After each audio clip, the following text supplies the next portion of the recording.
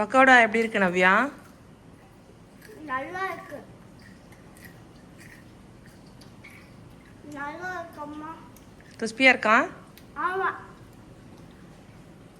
கோஸில் வந்து பக்கோடா எப்படி பண்ணுறதுன்னு பார்க்கலாம் ஃப்ரெண்ட்ஸ். ஸோ நான் கோஸ் நல்லா சின்ன சின்னதாக கட் பண்ணி வச்சுருக்கேன். இந்த மாதிரி கட் பண்ணிக்கோங்க. அப்புறம் அதுக்கு தேவையான கருவேப்பிலை, அப்புறம் கொத்தமல்லி, இஞ்சி, பச்சை மிளகாய் நீங்கள் ஆட் பண்ணுறதுனால ஆட் பண்ணிக்கலாம். பட் நான் குழந்தைங்க சாப்பிட்றாங்கன்னு ஆட் பண்ணல. அதுக்கப்புறம் அரிசி மாவு, கடலை மாவு.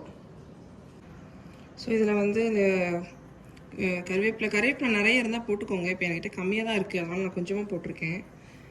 அப்புறம் கொத்தமல்லி, இதெல்லாம் கொஞ்சம் நிறையவே போட்டுக்கலாம். கருவேப்பிலை, கொத்தமல்லி, இஞ்சிலாம். ஸோ இஞ்சி போட்டுருங்க.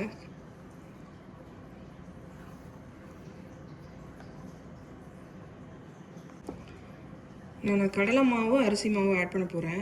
ஃபஸ்ட்டு கடலை மாவு வந்து ஒரு 3 ஸ்பூன் ஆட் பண்ணுறேன்.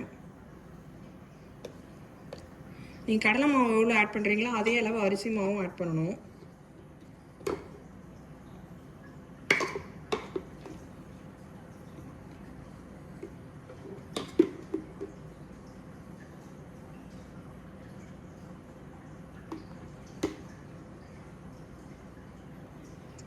ஸோ இதை கொஞ்சம் கொஞ்சமாக தண்ணி விட்டு பிசைஞ்சுக்கோங்க. நான் இதில் வந்து இப்போது 2 ஸ்பூன் மிளகாத்தூள் ஆட் பண்ணியிருக்கேன். அப்புறம் தேவையான அளவு உப்பு ஆட் பண்ணிக்கலாம். உப்பு விட்டு நீங்கள் பிசைஞ்சிங்கன்னா கொஞ்சம் தண்ணி விடும். அதில் அது தண்ணி விடலைன்னா நீங்கள் கொஞ்சம் தண்ணி விட்டு பிசைஞ்சுக்கோங்க. நான் இனிமே வந்து கொஞ்சம் கடலை மாவும் அரிசி மாவும் போட்டிருக்கேன், கொஞ்சம் கோட் ஆகணும்னு. ஸோ வந்து நான் இந்தளவுக்கு பிசைஞ்சிருக்கேன்.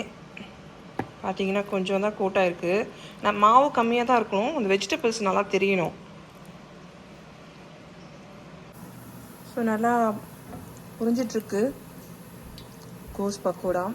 இது கொஞ்சம் கலர் மாறினதும் நான் கோல்டன் கலர் மாறினதும் எடுத்துடலாம். ஸோ நல்லா பக்கோடா கோல்டன் ப்ரௌன் ஆகிடுச்சு.